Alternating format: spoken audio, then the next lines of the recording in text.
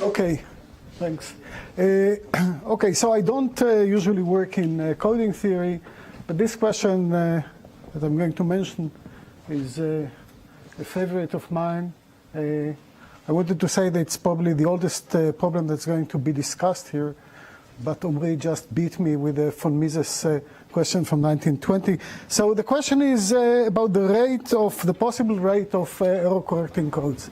Very fundamental question. So, by the way, please feel free. That's the advantage of it's an online thing going on. You have a question, you have a comment, you have a joke, just burst in. Don't wait. So this is the lim sup of the rate of a code. This is a code of codes of. This is the length of the code. Length of code goes to infinity. And such that the distance, let's say it's n, the distance of C is at least delta times n. So it's the trade-off between the distance and the rate of a code. And what do we know about this? Well, there is at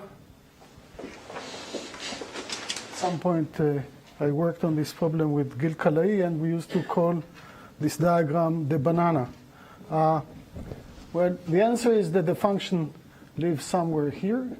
That's the delta axis. That's the r-axis. And we only know its values at 0 and 1/2. This lower bound is Gilbert-Varshamov, which says that r is at least 1 minus h of delta. Here, the story is more complicated. And the best thing, which has been sitting there for almost 40 years now, is the MRW upper bound, on which I'll just say a word or two. I certainly don't expect to cover this whole beautiful theory.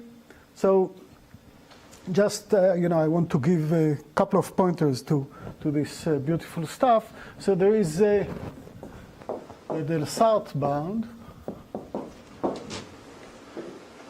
The idea there is very, I think by now this stuff is very well known, very elementary harmonic analysis kind of thing. If you're looking at the function f, which is the convolution of the indicator function of the code with itself, or perhaps you divide it by the size of C, there are various obvious things that you can say. Of course, you can say that f hat is non-negative. This is essentially the distribution, the distance distribution.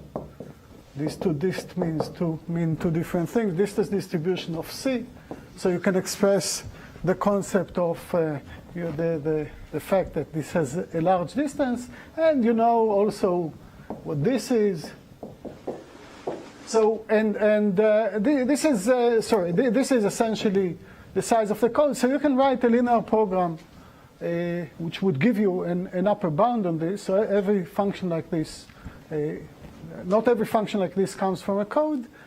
Until now, we still don't know what the optimal solution to this linear program is. That's an unpleasant thing. And what these guys have done almost 40 years ago is they used information about orthogonal polynomials, in particular the Krautchuk polynomial. There are at least 12 different ways to write these names in English. Which is, so the proof is not technically very difficult, but I must say I've been looking this on and off for many years. I still find it mysterious. There is another proof of the same set of bounds, but anyway, this is by providing a solution to this, moving to the dual and so on, they gave this upper bound. There is also a different proof, which is more conceptual, of the very same proof by Navon and Samorodnitsky. But in any event, we don't know the value of this important function anywhere other than at 0 and 1/2. Let me also mention another very weak bound, and the reason that, the bound that you see in the first part of the play shoots at the third part, which is this, the sphere packing bound, It's of course a weak bound, but I just is at most 1 minus h of a half delta. We will return to this later on. And this is more or less what we know about this problem. And I must say, I never really understood or believed that there is really an a priori reason why we should think that this is the truth. And for all I know, there can be better bounds. There can be better codes. Now we come to the title of my talk, which mentions Gallager's thesis, which is really a very remarkable piece of science from the 60s. And Gallager discussed the following collection of codes, which I'll speak about now. And the main new thing that I want to tell you is that this is really can be done completely by undergraduate math level of things. Some stuff that those of you who teach this, you can do this in class. This is mainly what I want to show you. And the next thing is that when you do Gallager's proof in this elementary fashion, it suggests really very interesting new directions, which hopefully will generate better bounds, or if not, will teach us something very interesting. So now I'm coming to Gallager's code. So there is a big advantage. Now we're talking just linear codes. And there is a big advantage when the parity matrix is very sparse, and that's exactly what Gallager is doing. So this is going to be n columns here. We'll see in a second how many rows. The point is the row sums, every row has k1s in it. Every column has j1s in it. So k must be bigger than j, which must be at least 3. I will come back to this in a second. These are the parameters that are fixed, and we're taking n to infinity. How does it? So now it's a description of this parity check matrix. And this goes something like this. So you start, there is a first layer. There are going to be j layers. So all in all, there are going to be jn over k rows in this matrix. So by the way, R is 1 minus j over k. That's very easy to verify. So this is n over k. This is an identity matrix. So just simply write here k identity matrices. And the next layer is just going to be a permutation, a random permutation of the above, and so on. You repeat this j times. That's it. That's the whole construction. And now we'd like to claim that random permutation. Each matrix. Not of the blocks. No. You take these n columns and you permute them in a random fashion, and then you do this again, and so on. Okay. So why is this a good code? There is Gallager doesn't give a closed form formula. Neither am I going to give you one, but I'm going to give you a very simple way to tell what this is doing. And so we want to show that this is not quite a theorem. This is a statement. This is a good code. And I want to do this just by first moment argument. Okay? So what are we trying? So there is, remember, so the only three parameters here are these two integers, j and k, which satisfy this condition. And we're thinking of n large. And we're trying to show a lower bound on delta. The distance is going to be large. So what we're trying to calculate is the expected number. So let's call this matrix A. The expected number of x's such that ax is 0, and the weight of x is at most delta times n. That's a very simple calculation that we want to do, and let's do it now. So is there any reason for a j at least 3? Is it related to like 3? Yeah, okay. No, fine. Why? Okay, very good. Why is j2, why is j equals 2 no good? J equals 2 is no good because if you have two columns two ones per column, then this is a matrix of a graph. And then you'll have that's the girth, that's a girth, that becomes the girth problem. And in a regular graph, you have a logarithmic cycle. So we're not in the right range. Okay, j equals 2 will not work for us. Okay, so I just want to carry out this calculation. I know it's late in the day, and I know it's considered almost uncivilized to do calculations in a public, but let me still break the code, not in that sense, and do this. But I was an undergraduate in the Technion. There was once an algebra course, and the students complained that it's very difficult in n dimensions, and the teacher said, okay, so I'll do it in n-1 dimensions. So I'm going to do something a bit similar. I will only deal with k equals 4, but really if you understand this calculation, which is really simple, then you can do the whole thing on this.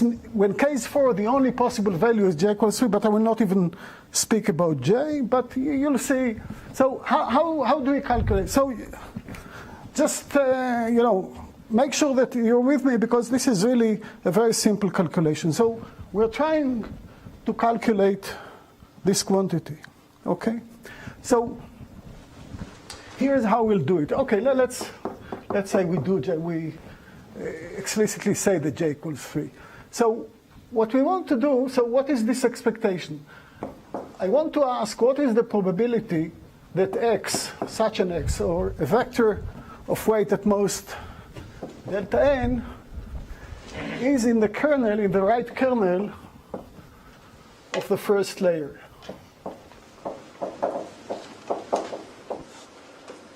Let's suppose we know what that is.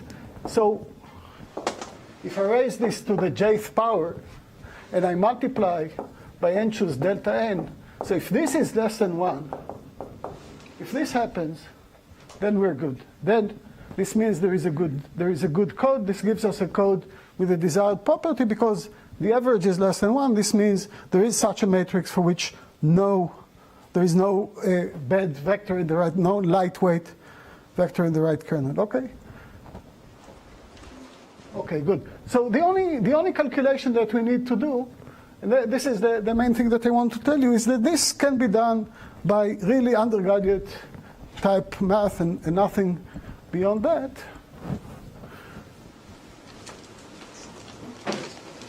So let's do this. Of course, the first layer, they're all the same. Let's just look at the first layer and see where this leads us. So we have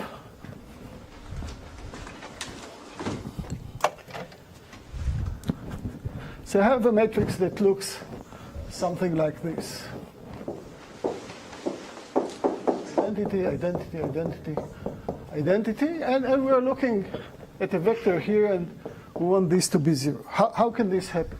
You see, in the first position, and now that applies to this vector has to capture 0, 2, or 4 of these ones. That's it.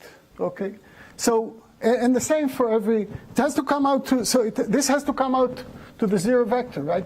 How will the first coordinate come out to 0? Well, we only care about these 4 locations, because everything else certainly gives you 0. So it will give 0. We're doing everything, of course, mode 2, if and only if the number of ones in those positions in this x is 0, 2, or 4. So altogether, you have the following calculation to do. You have to. So and the same thing applies for each one of these locations. So this means, let's say you have alpha times a.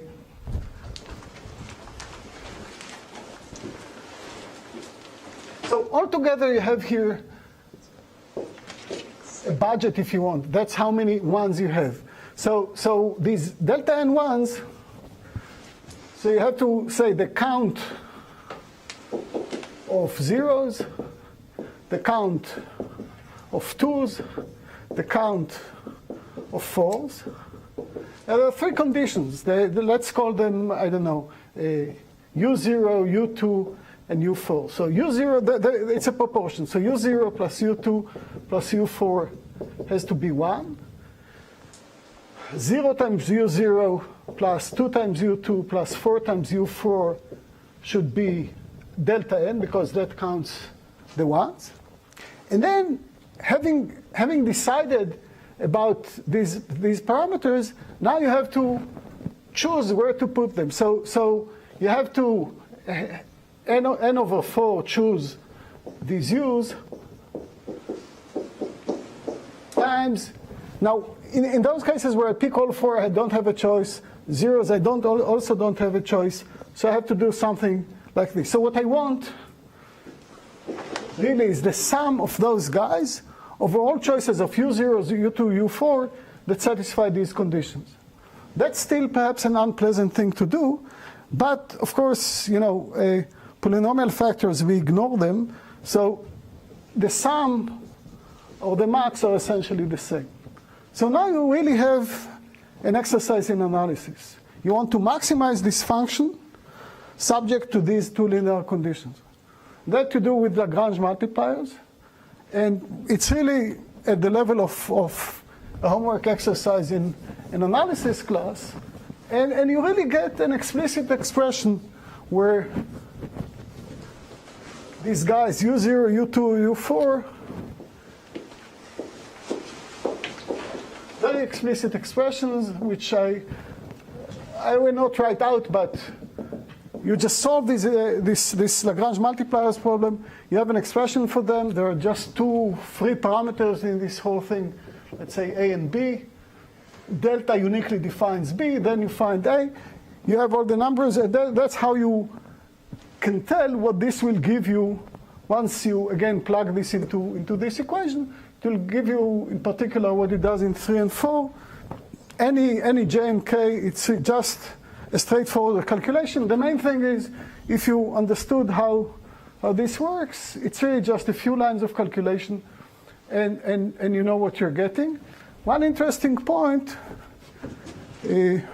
Yes, please. So here you assume the weight is exactly delta n. So Yeah, but weight two words are the bottleneck in this ensemble of chords. No. But the sum, no. I should have. You're right. I should have written the sum of those up to weight delta n. But as usual, that provides the for this first moment argument. This is the main term. Everything is negligible compared to this.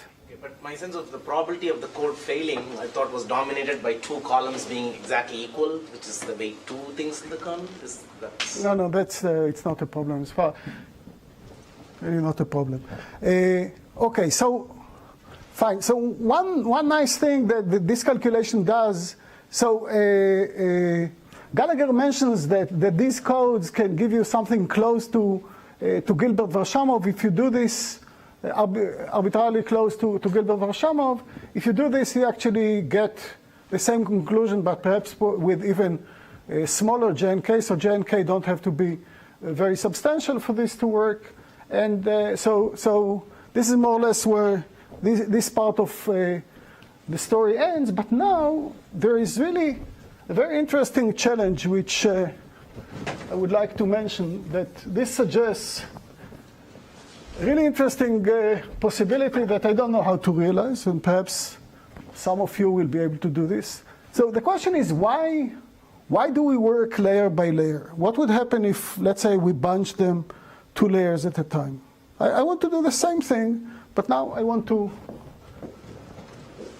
do, so my choice, this means somehow I have to make a clever choice here for the first 2 layers, and the rest are going to be the same. So I want to look just at this and understand what I have on my hands. So I'm coming back to what I told you before, to anchor. This matrix, a 0-1 matrix with 2 ones per column, is just an incidence matrix of a graph.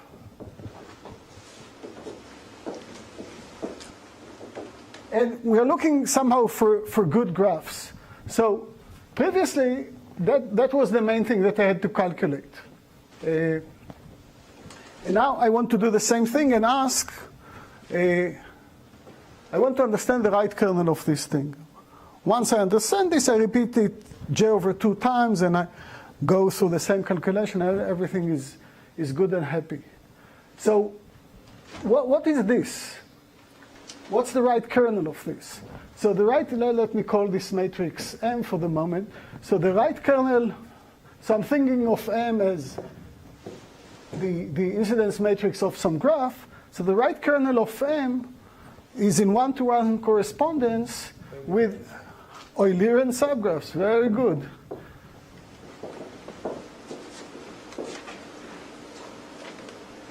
So this suggests the following question, and I don't know the answer to this. Of all graphs that are k-regular with n edges, it's a funny way to state the parameters, but I just want to be consistent with which has the fewest Eulerian circuits. How many are there, and so on and so forth. So you could say, well, what did Gallager do? He also has the first 2 layers in his matrix are also 2 layers. So if you think about it for a second, the graph that he used is the graph that he uses here is exactly a random k-regular bipartite graph. And that's one side of the bipartition, that's the other side of the bipartition. Perhaps that's the best, I don't know. But I don't see any a priori reason why that should be the best graph. So the question is, can you do better than that? And of course, the big question is, can you be so good as to beat Gilbert or Shamov? So I still have a few minutes. So I'd like to... But so the LP bound is an upper bound on... Sure. The LP bound... I mean, there are like these STP approaches for trying to beat the LP bound, like... no idea what Schreiber did. Yeah, exactly, with the Terwilliger algebras. Yeah, I don't know, but no one knows that includes Schreiber. I asked him many times. No, of course, that would be a fantastic... But you're now talking about the upper bounds. I'm talking just about lower bounds. I'm talking about lower bounds. So remember what I said. We don't know this function R of delta for any value other than 0 and 1/2. In your question, you want Eulerian circuits of size at most delta n? That's right. Yeah, short.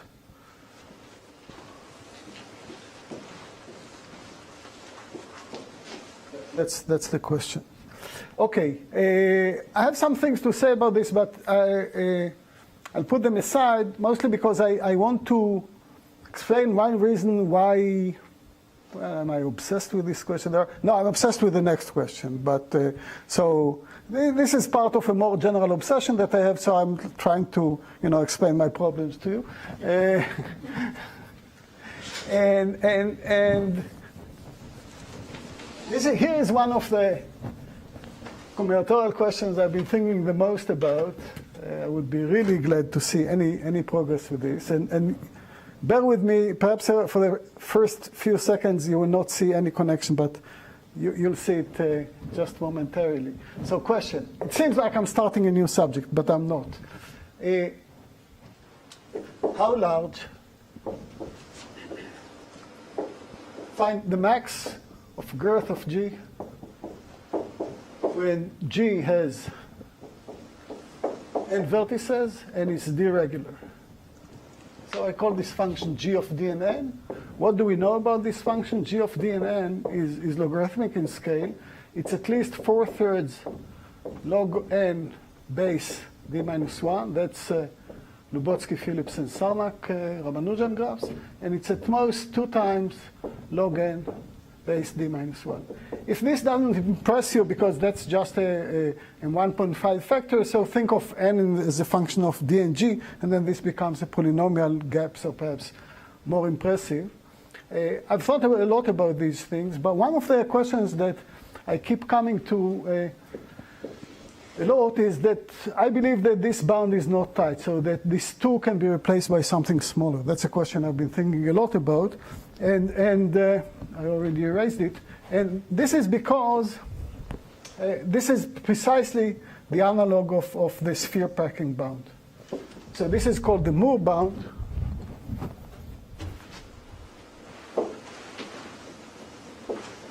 And Moore's bound is precisely the graph theoretic analog of the sphere packing.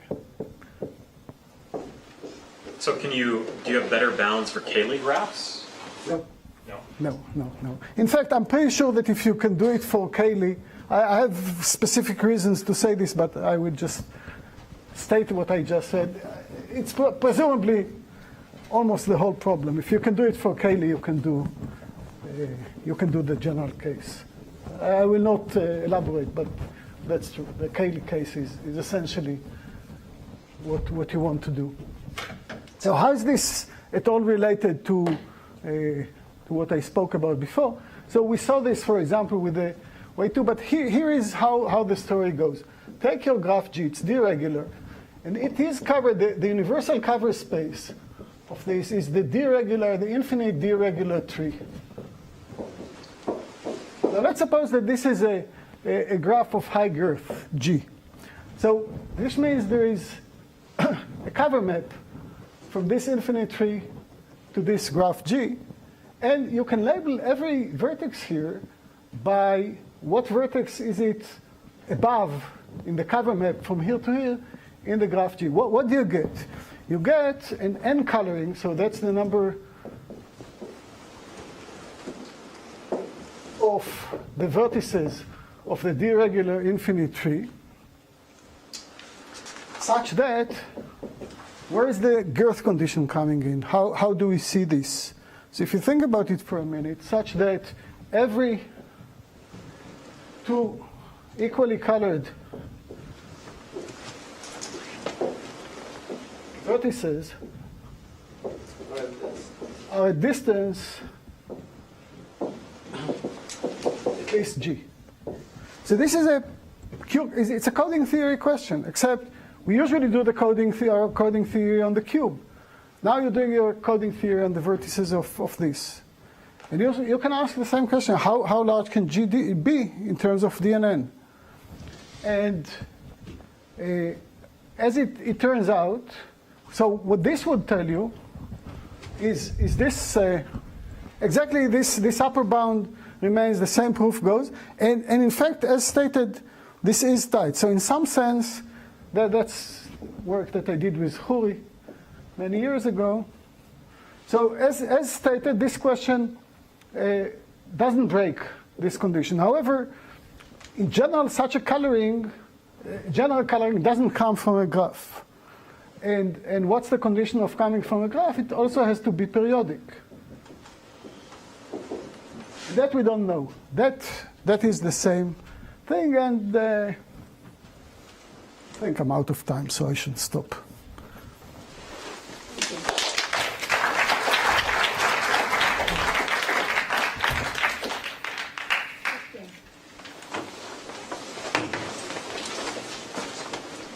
you have any conjectures for the extremal graph for the first question? No, I don't. No, I can tell many things about how to think about this. The Eulian subgraphs, a good way of thinking, you really have to consider the cycle space and there is a standard way of looking at the cycle space of a graph. You take a spanning tree, you take the external edges, so that's in principle a good approach to this, but I wasn't able to work it out. No, that's one of the main problems, that I don't know, I don't have at the moment any good guess on which graphs would work here. It's also possible that Gallager's choice is the best, but that would also be very interesting to know.